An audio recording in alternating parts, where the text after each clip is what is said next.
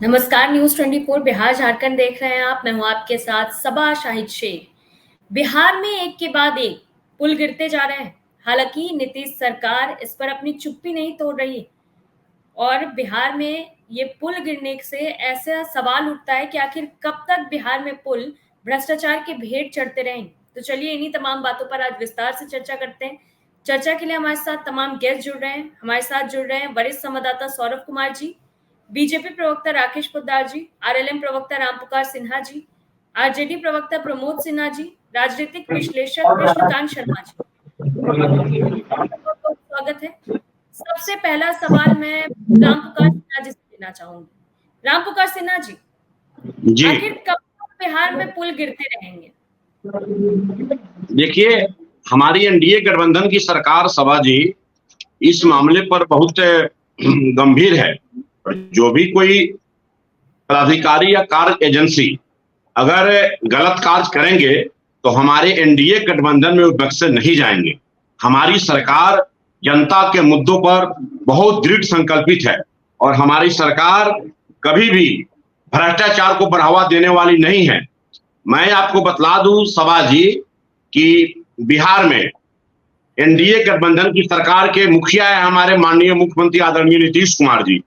और इस परिस्थिति में अगर कोई एजेंसी गलत कार्य करके चाहेगा कि हम पैसा निकाल ले पुल बनाकर, वो संभव नहीं है। बिहार में अच्छा क्वालिटी पूर्ण काम करना होगा, अच्छा ढंग से क्वालिटी जो काम होगा, तभी हमारी सरकार उस एजेंसी को अच्छा मार्क देगी। अन्यथा एनडीए गठबंधन में कोई चाहेगा कि हम भ्रष्टाचार को बढ़ावा दे दे तो ये संभव नहीं है। आज भी मैं आपके न्यूज 24 चैनल के माध्यम से मैं बता देना चाहता हूं कि अभी जो निर्माणाधीन एक पुल गिरा हमारे पूर्वी चंपारण जिले के घोड़ासहन प्रखंड अंतर्गत समनपुर पंचायत के अमवा गांव के समीप में, वो बॉर्डर सीमा सुरक्षा सड़क पे पुल बन रहा है। अभी निर्माणाधीन पुल है और उस पुल में 1,60,10,602 रुपया का वो Dhirendra construction private limited company काम कर रही थी। लेकिन मैं आपको कह सकता हूं कि हमारी सरकार जब वो पुल गिरी तो उस पर बहुत संवेदनशील होकर उस पर कार्रवाई करने के लिए संकल्पित है और कभी भी भ्रष्टाचार को बढ़ावा हमारी सरकार नहीं देगी। एनडीए गठबंधन पूरी मजबूती के साथ भ्रष्टाचार के खिलाफ लड़ाई लड़ने के लिए संकल्पित है। भ्रष्टाचार को मुक्त करना हमारी सरकार की पहली प्राथमिकता है। चलिए ठीक है रामपुकार सिन्हा जी, फिर आपका रुख करेंगे। सीधा रुख करते हैं प्रमोद सिन्हा जी का। प्रमोद सिन्हा जी, क्या लगता है आपको बिहार में बार बार क्यों पुल गिर रहे हैं? प्रमोद जी म्यूट पे, आप अनम्यूट कर लीजिए।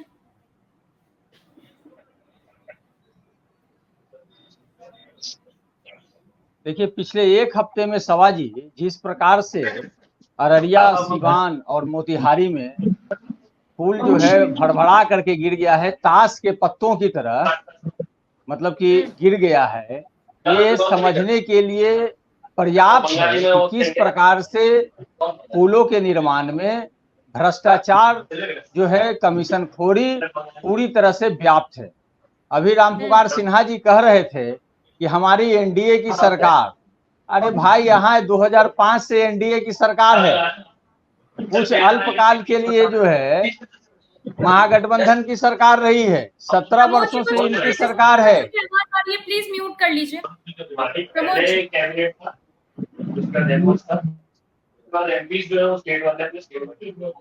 राकेश पोद्दार जी, प्रमोद जी पूरी कीजिए अपनी बात। अब देखिए, जिस प्रकार से रामपुकार सिन्हा जी कह रहे थे कि हमारी एनडीए की सरकार जो है गुणवत्तापूर्ण काम करने में विश्वास करती है, तो ये समझने की जरूरत है ना कि पिछले 17 सालों से तो एनडीए की ही सरकार है और एक हफ्ते के भीतर जिस प्रकार से तीनों पुल अररिया, सिवान और मोतिहारी में जिस प्रकार से भड़बड़ा के गिर गए हैं, ताश के पत्तों की तरह बिखर गए हैं, ये समझने के लिए पर्याप्त है कि भ्रष्टाचार किस प्रकार से व्याप्त है, कमीशनखोरी किस प्रकार से व्याप्त है और लापरवाही किस प्रकार से व्याप्त है।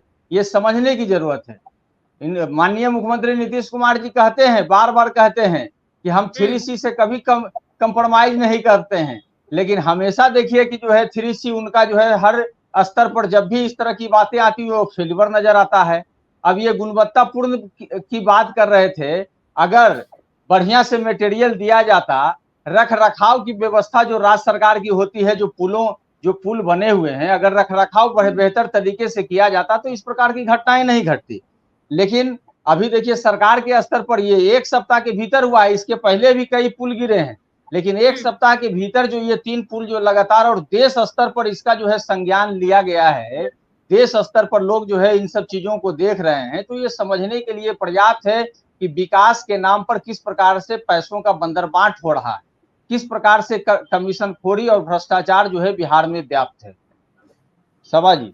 ठीक है प्रमोद जी, फिर आपका रुख करेंगे, सीधा रुख करते राकेश पोद्दार जी का।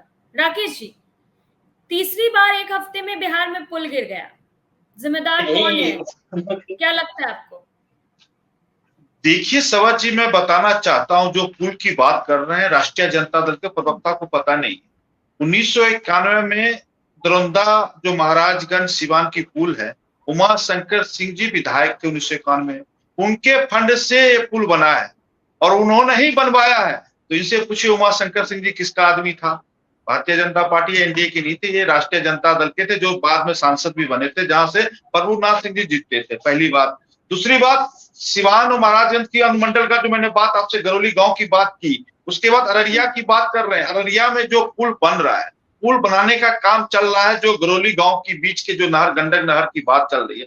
ठेकेदार ने कहा कि मैं वहां पे मिट्टी खुदाई का काम कर रहा हूं। मिट्टी खुदाई करने के कारण जो वहां पे जो पुल की जो पाया था, जो जिसको हम लोग पाया कहते हैं, वो पाया जो बन रहा था, उसके नीचे खुदाई चल रही थी मिट्टी की, जो गंडक नदी की, जिस कारण से वो पाया खिसक गया। तो पहले हम लोगों को जानकारी होनी चाहिए कि क्या है, लेकिन कह दिया कि सरकार ने पुल गिरा दिया, सरकार ने कर दिया। राष्ट्रीय जनता दल या जो महागठबंधन के लोग हैं, उनको मालूम होना चाहिए पुल का निर्माण किसने करवाया, कैसे हुआ, वो मालूम होनी चाहिए। 1991 की बात मैंने कहा, जो पुल 40 साल पुरानी पुल की बात है, वो उमा शंकर सिंह जी जो विधायक अपने फंड से करवाए थे, और इनके ही विधायक थे, वो कोई एनडीए घटक दल के विधायक नहीं, वो अपने फंड से करवाए थे। दूसरी अररिया की मैंने आपको बताया, और तीसरा जो हमने आपको पुल की बात कर रहा, वो भी लगभग बहुत पुराना पुल है, जो एक गांव से दूसरे गांव को कनेक्टेड करता था, वो भी 40 साल पुरानी पुल थी, वो गिरने का काम हुआ। कोई नई पुल की बात नहीं है। नई पुल में एक अररिया की पुल जो बनी रही थी और जो मिट्टी खिसक गई जमीन का, जो खुदाई के कारण हुआ,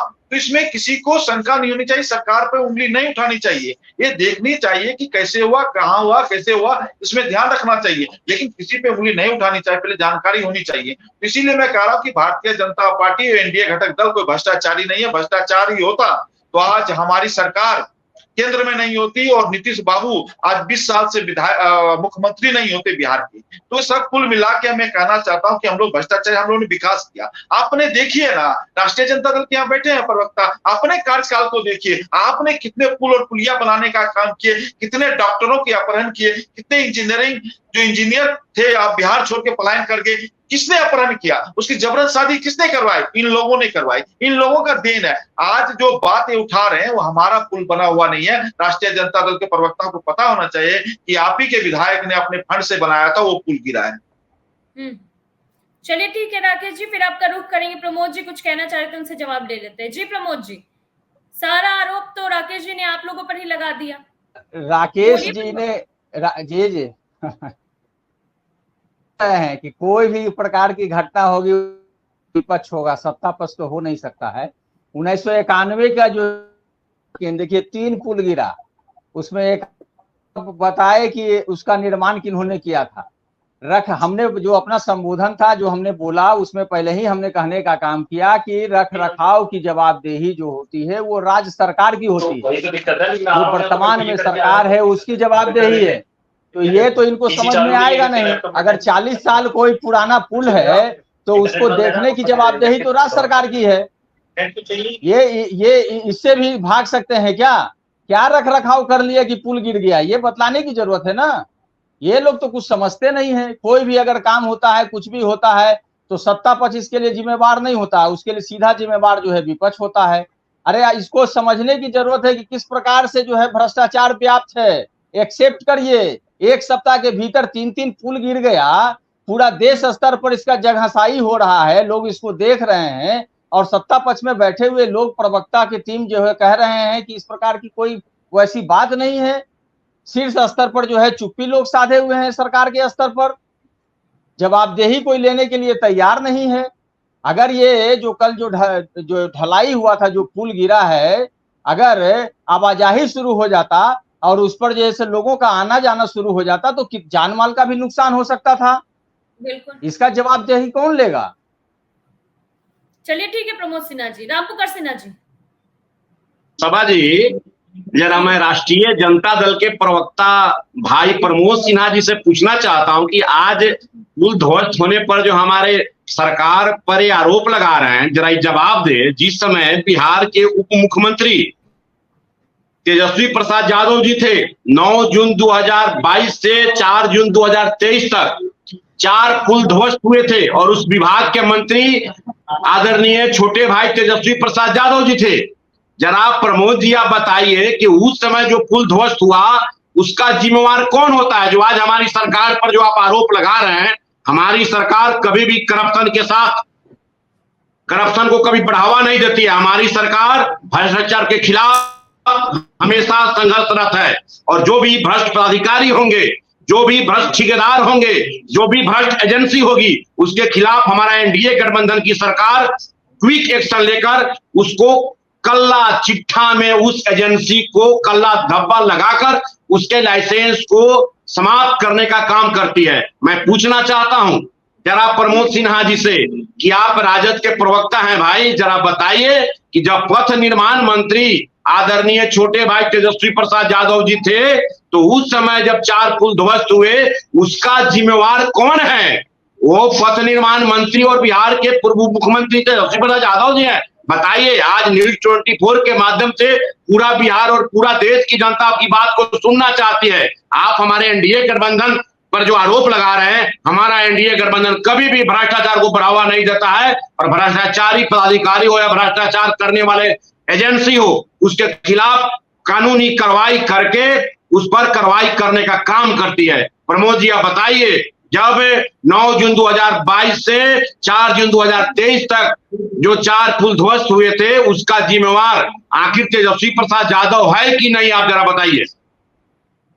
रामपुकार सिन्हा जी, जब हमारे नेता आदरणीय तेजस्वी प्रसाद यादव जी ने 17 माह के कार्यकाल में जब 5 लाख से अधिक सरकारी नौकरियां देते हैं तो आप लोग प्रश्न उठाते हैं कि तो मुख्यमंत्री देते हैं, क्या भूमिका है उप मुख्यमंत्री की? ये आप ही लोग कहते हैं ना। तो आज जिम्मेवारी दीजिए ना नीतीश कुमार जी को। कोई भी काम जो हो रहा है, जब आपका सुनिए, बात को पहले सुनिए रामपुकार जी, थोड़ा धैर्य रखिए, समझिए बात को। सिर्फ अगर इस तरीके से कहने से नहीं ना काम चलेगा। आप जो बातें बोल रहे हैं, अभी वर्तमान में आपकी सरकार है, पिछले 17 वर्षों से आपकी सरकार है, मुख्यमंत्री नीतीश कुमार जी नेतृत्व करता है। आप लोग बाहें फैला करके इस बात को बोलते हैं कि कोई बाकी लोग कोई काम नहीं करता है। अगर कोई काम होता है तो माननीय मुख्यमंत्री जी ही करते हैं। तो अगर मान लीजिए हमारे जब माननीय उप मुख्यमंत्री जी अगर पथ निर्माण मंत्री थे और उस समय अगर कोई इस तरह की घटनाएं घटी हैं तो है आप में हिम्मत जवाबदेही मुख्यमंत्री जी को देने का कि आप नेतृत्व करता आप हैं? सिर्फ कह देने से हो जाएगा? पिछले 17 सालों से आपकी सरकार है, रख रखाव की जवाबदेही और जिम्मेवारी किसकी है? मात्र 17 माह की जो सरकार हमारी महागठबंधन की बनी, उसकी जो उपलब्धियां हैं उसको देखने का काम कीजिए। सिर्फ इस प्रकार के बात की कोई भी सत्ता पक्ष से कोई सवाल पूछा जाए, लेकिन वो जिम्मेवार कौन होगा? तो विपक्ष होगा। विपक्ष में बैठे हुए लोग होंगे, चाहे वो क्राइम का बात हो, करप्शन का बात हो या कम्युनलिज्म का बात हो। मुख्यमंत्री जी कहते हैं ना कि हम 3C से समझौता नहीं करेंगे, तो ये तो हर जगह, तो हर स्तर पर ये प्रमाणित होता है। हर जगह जिस प्रकार से भ्रष्टाचार व्याप्त है, 3 पुल का इस तरह से जो है भड़भड़ा करके गिर जाना, ताश के पत्तों की तरह ढह जाना। और माननीय कामों का आप लोग क्रेडिट लेते हैं तो जो गलतियां हो रही है, जो कमियां हैं, वो भी तो आपको माननी चाहिए ना। ठीक है, आप लोग तय तक जाएंगे, लेकिन जो गलती हुई है उसको तो एक्सेप्ट करना चाहिए। सभा जी, मैं प्रमोद सिन्हा जी को बताना चाहता हूं कि प्रमोद जी, जब आपके उप मुख्यमंत्री तेजस्वी प्रसाद यादव जी बोलते थे कि मैं नौकरी का श्रेय ले रहा हूं, तो नौकरी बिहार सरकार आवंटन करती है। लेकिन अगर ये पथ निर्माण विभाग आपके उप मुख्यमंत्री जी के भाग उनके पास है, तो उप मुख्यमंत्री जी उस विभाग पर क्या कार्रवाई किए, मैं पूछना चाहता हूँ। राम पुकार जी, लेकिन हमारी सरकार, सुनिए ना राम पुकार जी, आप ही के बात का तो जवाब दे रहे हैं। बिल्कुल। शिक्षा मंत्री हमारे राजद के शिक्षा मंत्री रहेंगे, अन्य विभाग हमारे पार्टी के रहेंगे, उसमें कोई उपलब्धि होगी तो वो उपलब्धि का खाता जो है माननीय मुख्यमंत्री जी के माथे पर उनको सौंप दीजिएगा कि चूंकि मुखिया मुख्यमंत्री जी हैं, जो कर रहे हैं बस मुख्यमंत्री जी हैं, डिप्टी सीएम से लेके बाकी मंत्री का कोई रोल नहीं है, कैबिनेट का कोई रोल नहीं है, जो करते हैं मुख्यमंत्री जी ही करते हैं। तो इसका भी श्रेय तो मुख्यमंत्री जी को ही दीजिए ना, इसका श्रेय मुख्यमंत्री जी को ही जाना चाहिए ना। रोजगार सृजन बिहार सरकार करती है, रोजगार सृजन बिहार सरकार करती है कि ना कि विभाग के मंत्री करते हैं। जरा आप सुनिए बात को, बिहार में रोजगार का सृजन सरकार करती है, कैबिनेट बैठती है, जो डंका जो आप पीट रहे हैं मंत्री होते हैं ऑल इन ऑल। लेकिन अगर विभाग में ये जो डंका पीट रहे हैं कि विकास हो रहा है मुख्यमंत्री नीतीश कुमार जी के नेतृत्व में, विकास हो रहा है मुख्यमंत्री नीतीश कुमार जी के नेतृत्व में, तो यही विकास है कि एक सप्ताह के भीतर 3-3 पुल भड़भड़ा करके गिर जाते हैं। अगर पुल पर जैसे आवाजाही शुरू हो जाती, लोगों का आवागमन शुरू हो जाता और जान माल का नुकसान होता तो किसकी जवाबदेही होती? अगर कोई पुल अगर 40 साल पहले बना है तो उसके रखरखाव की जवाबदेही जिम्मेवारी किसकी होती है? कृष्णकांत जी भी हमारे साथ जुड़ चुके हैं, फिर उनका रुख करेंगे। राकेश जी, मैं कहना चाहता हूं कि पुल निर्माण मंत्री जी थे, आपने तेजस्वी प्रसाद यादव जी जो प्रवक्ता का पुल था 200 करोड़। अरे अभी कौन है पथ निर्माण मंत्री और पुल निर्माण मंत्री? राकेश जी ये बतलाइए ना कि अभी कौन है? अरे वर्तमान पर बोलिए ना कि एक सप्ताह के भीतर 3 पुल जो गिर गया उस पर भी तो बोल दीजिएगा राकेश जी, जैसे वही तो बोल रहे हैं। प्रमोद जी सुन लीजिए, जो जिस पुल की बात कर रहे हैं वो 200 करोड़ का टेंडर हुआ था और पथ निर्माण मंत्री तेजस्वी प्रसाद यादव पुल निर्माण मंत्री जब थे, उन्होंने सिंगला जो पंजाब की एक कंपनी थी उनको देने का काम किया। जब 200 करोड़ का टेंडर जब उन्होंने दिया, जब 2015 और 16 की सरकार भी इनकी थी, जब जैसे ही 2022 में आए तो 17,000 करोड़ का टेंडर हो गया था। 2,000 करोड़ का टेंडर 17,000 करोड़ टेंडर हो गया था जिसमें उन्होंने देने का काम किया।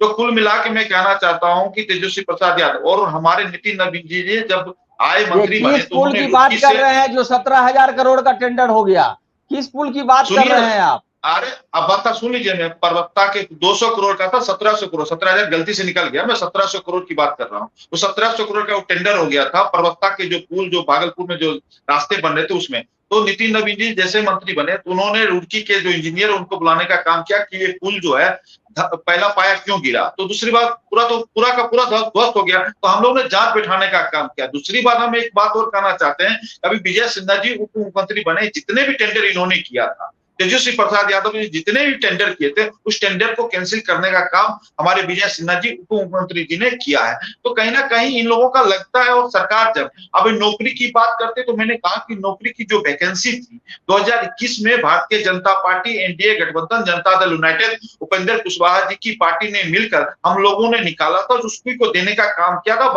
22 में इनकी फिर महागठबंधन की सरकार बनी, उन्होंने आपने देखा होगा कि किस प्रकार नीतीश कुमार जी अपने हाथों से आमंत्रण पत्र नियुक्ति पत्र देने का काम करते थे।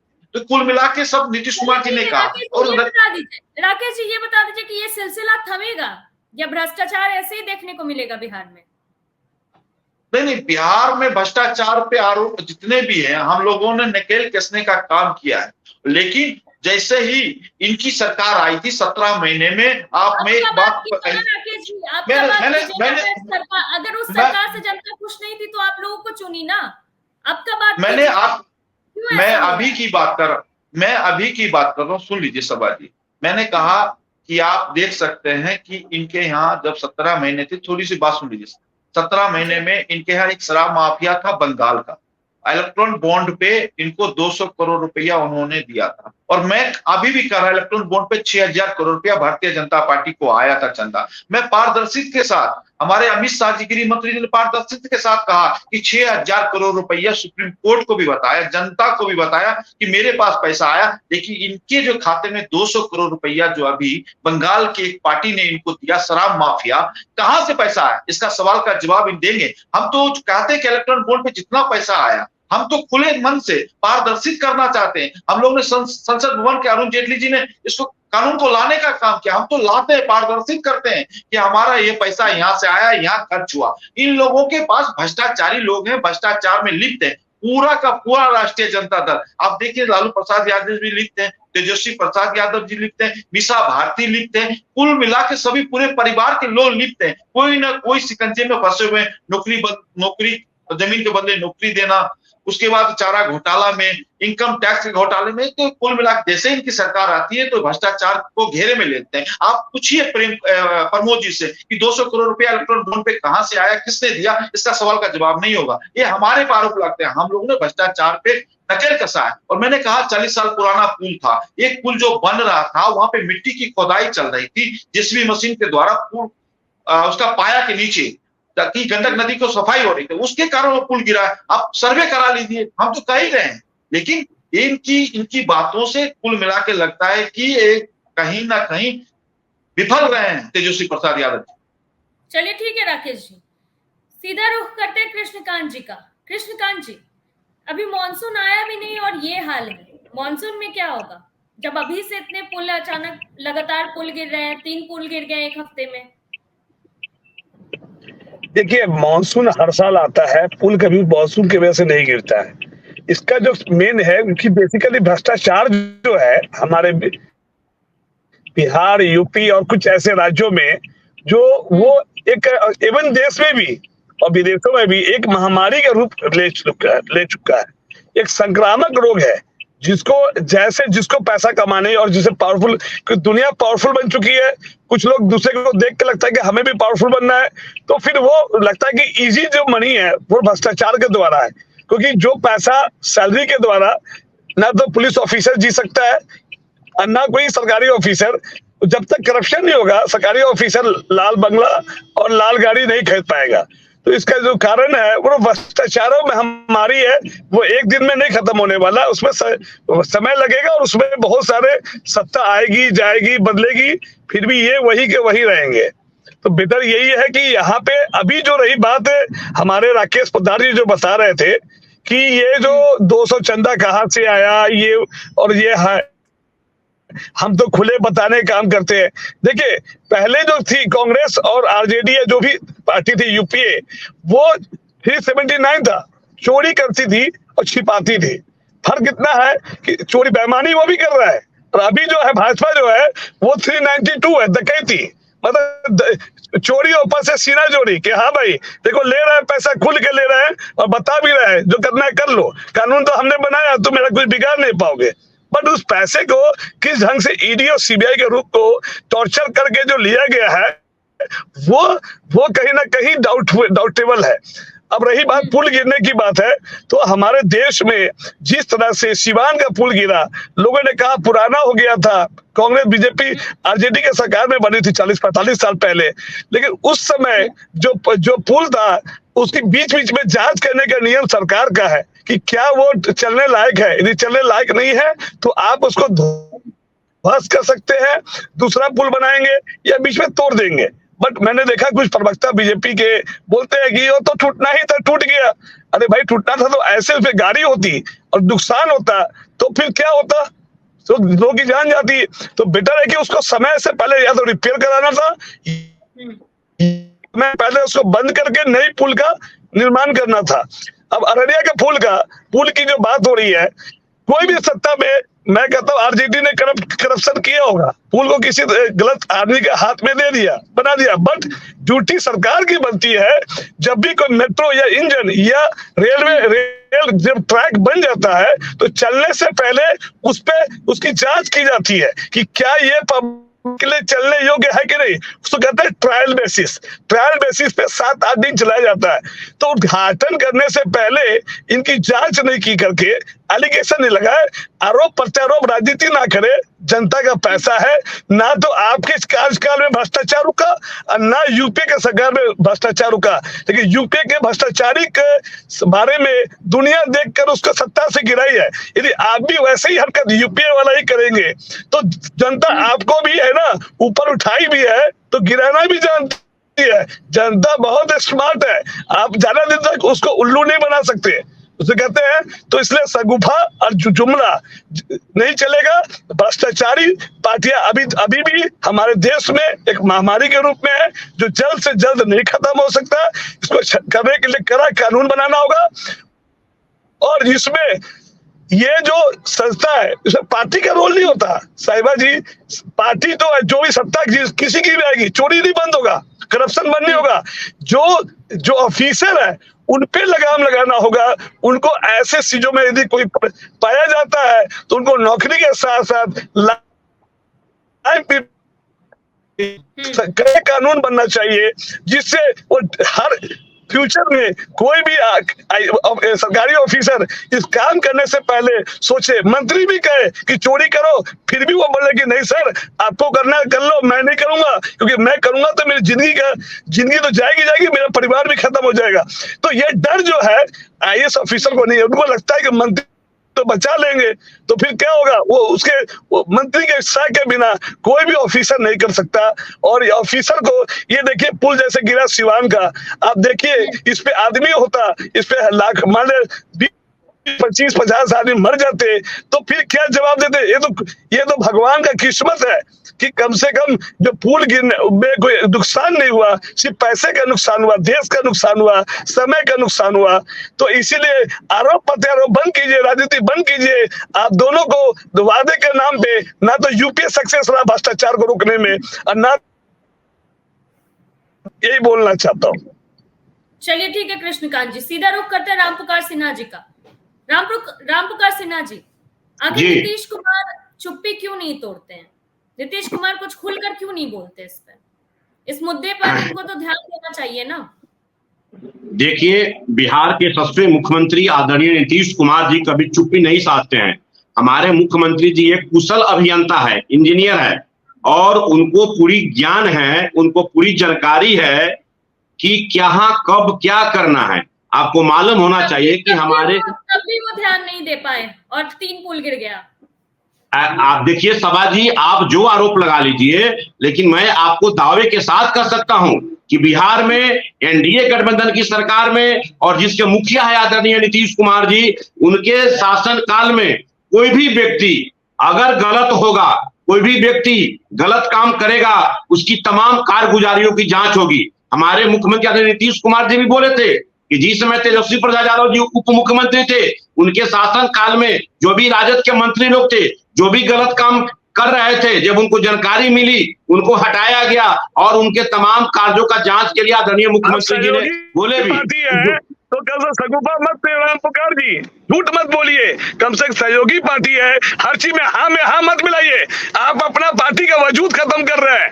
अरे आप इसी तरह चोर का साथ देते रहे।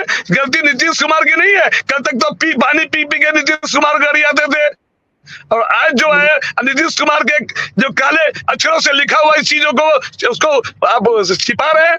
आपको देश के लिए कृष्णकांत जी, आप सहयोगी जरूर है, भागीदारी नहीं बनिए।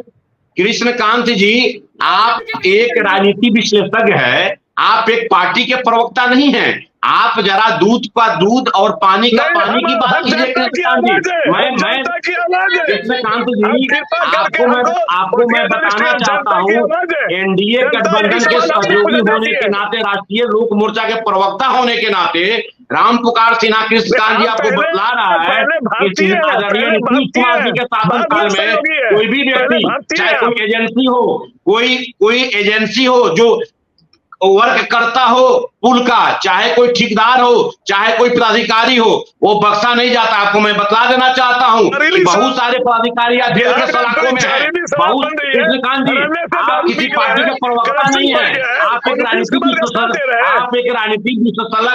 विशेषज्ञ के रूप में, एक विश्लेषक के रूप में आप हम लोग के साथ डिबेट में बैठते हैं। लेकिन लगता है कि आप राजद का एक पक्ष रखते रहते हैं। अरे दारू तो रोकने पाए, जहरीली शराब से तो लोग की मौत हो गई है। राजनीति विश्लेषक के रूप में आपको एनालिसिस करना चाहिए कृष्णकांत जी, ना कि किसी पार्टी का पक्ष लेकर आपको रखना चाहिए। देखिए, नीतीश कुमार जी के शासन में जो भी अधिकारी, जो भी ठेकेदार, जो भी निर्माण एजेंसी करने वाले, ठीक है प्रमोद सिन्हा जी, जहरीली शराब से लोग मर रहे हैं और कह रहे हैं कि बिहार में बाहर है। ठीक है, आज मुद्दे पे रहते हैं, फिर आएंगे आपके पास।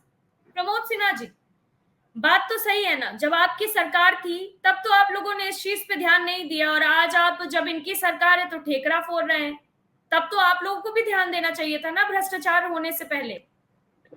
देखिए सवा जी, आपका भी जो ग्राउंड रिपोर्ट है और हमारे नेता आदरणीय तेजस्वी प्रसाद यादव जी, आप देखते थे कि कहीं पे भी पुल निर्माण का काम हो रहा है, वहां पर वो जा करके भी निरीक्षण करने का काम करते थे।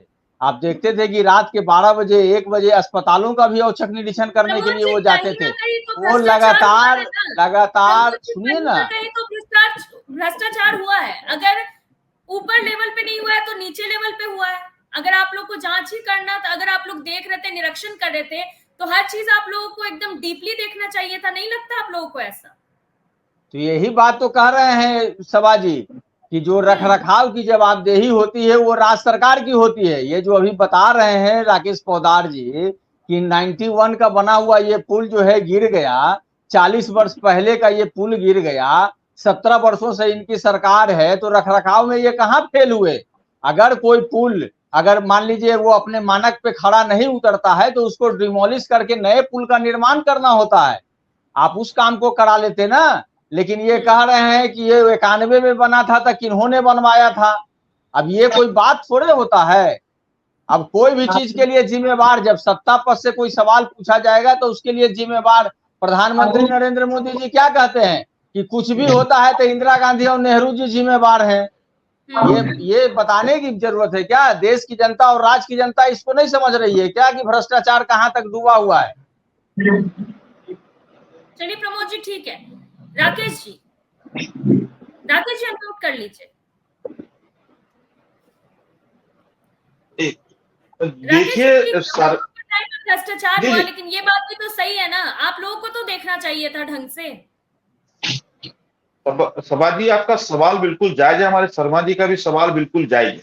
मैं बताना चाहता हूं कि 13 साल देश के प्रधानमंत्री गुजरात के मुख्यमंत्री रहे, 20 साल बिहार के मुख्यमंत्री रहे और 10 साल से लगातार देश के प्रधानमंत्री हैं, तीसरी बार प्रधानमंत्री बन गए।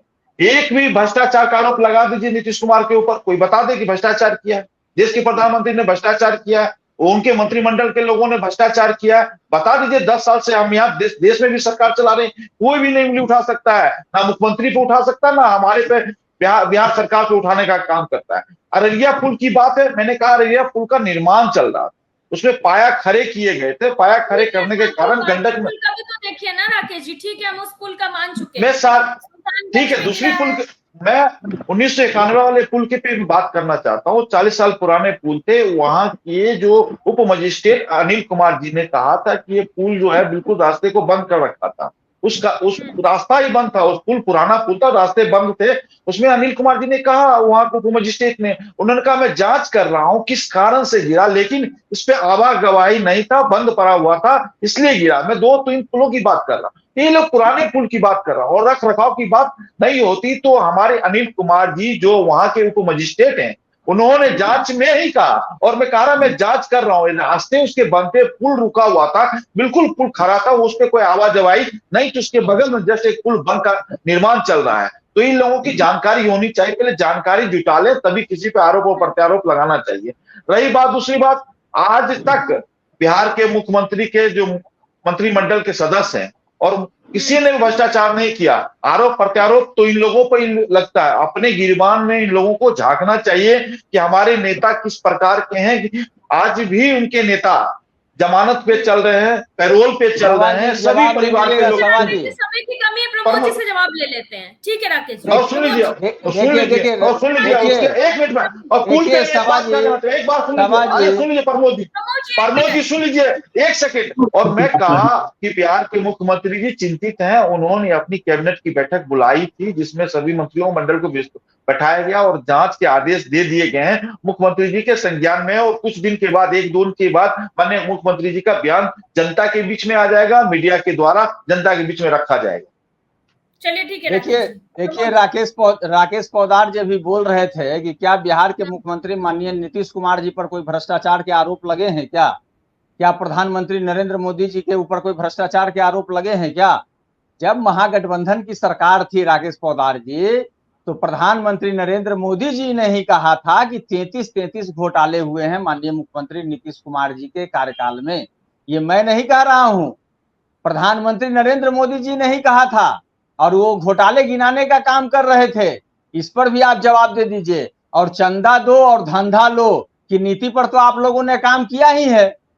अगर सरकार बदलती तो हो सकता था इसकी भी जांच होती, लेकिन सरकार तो अभी बदली नहीं। माननीय प्रधानमंत्री जी फिर से प्रधानमंत्री बने हैं, तो जांच कौन करेगा? प्रधानमंत्री जी नरेंद्र मोदी जी खुद अपनी जांच करवाएंगे क्या? देखिए सभा जी, देश के प्रधानमंत्री और हमारे गृह मंत्री जी ने क्या कहा था। इन्होंने तो अपने बढ़ चढ़ के बोलना, इनका विपक्ष में है, लोकतंत्र में मौलिक अधिकार है, बोल सकते हैं। उन्होंने, हमारे गृह मंत्री जी ने कहा था तेल और पानी एक साथ नहीं रह सकते हैं। और इन्होंने आरोप लगाया था, राबड़ी देवी जी ने कहा कि बनिया जो है तेल में पानी डाल के बिकता है, बेचने का काम करता है। राबड़ी जी ने आरोप लगाया था। तो मैं राबड़ी जी और इनके प्रवक्ताओं से पूछना चाहता हूं, तेल और पानी एक साथ बिक ही नहीं सकता, एक साथ रह ही नहीं सकता है। इसीलिए राष्ट्रीय जनता दल यूनाइटेड का रिश्ता टूट गया और आज हमारे गठबंधन के साथ, एनडीए गठबंधन के साथ माननीय प्रधानमंत्री जी के नेतृत्व में फिर विकास की राह पे मुख्यमंत्री जी चल रहे हैं और देश के प्रधानमंत्री चल रहे हैं। और बिहार की जो स्थिति है, अच्छी स्थिति, और बिहार की विशेष पैकेज आप देख लीजिएगा। जो नए सत्र आ रहे हैं, इस सत्र के दौरान 3 तारीख के बाद बिहार को विशेष पैकेज दिया जाएगा और बिहार के विकास के लिए माननीय प्रधानमंत्री जी तत्पर है। और प्रधानमंत्री बनने के बाद पहली बार नालंदा विश्वविद्यालय गए, जहां उन्होंने एक विश्वविद्यालय का उद्घाटन करने का काम किया, वहां लाइब्रेरी का उद्घाटन करने का काम किया। तो प्रधानमंत्री बहुत चिंतित है कि बिहार की विकास की जरूरत है, बिहार की पलायन को रोकने की जरूरत है, बिहार को सभी राज्यों के बराबर में लाने की जरूरत है। विशेष राज्य को दर्जा देने की बात चल रही है क्या राकेश पोद्दार जी? बिहार को विशेष राज्य का दर्जा देने की बात चल रही है क्या? देखिए सभा जी, कान इधर से पकड़िए चाहे इनको इधर से पकड़िए, विशेष राज्य से ज्यादा विशेष पैकेज दिया जा रहा है। दोनों में सुन लीजिए पहले, आपको अंतर है, उसका बजट कम है, विशेष पैकेज का बजट ज्यादा है। तो आप एक चीज बताइए कि आपको विशेष पैसा ही चाहिए ना, विशेष पैसा मिल रहा है, उसको उपयोग में लाया जाएगा। तो आप कह रहे हैं कि हमको विशेष पैकेज चाहिए, तो वही कहावत है कि हमको थोड़ा ही चाहिए, ज्यादा नहीं चाहिए। सोच बदलिए अपने आप को प्रमोद जी, बिहार की जनता का सोच बदलने दीजिए, बिहार की जनता को आगे बढ़ने दीजिए, बिहार को, समाज को मत एक साथ, मतलब बिहार की जनता के आंखों में धूल मत झोंकिए, बिहार की जनता के आंखों में धूल मत झोंकिए। बिहार की जनता, प्रमोद जी आप कह रहे हमारे साथ जुड़ने के लिए। दरअसल बिहार में एक के बाद एक पुल गिर रहे हैं। हालांकि अब सवाल ये उठता है कि आखिर कितने पुल बिहार में भ्रष्टाचार के भेंट चढ़ेंगे। फिलहाल के लिए इतना ही। देखते रहिए न्यूज़ 24 बिहार झारखंड। अगर आपको ये डिबेट अच्छा लगा तो इसे लाइक, शेयर और सब्सक्राइब जरूर करें। आप अपनी राय हमें कमेंट करके भी जरूर बताएं। नमस्कार।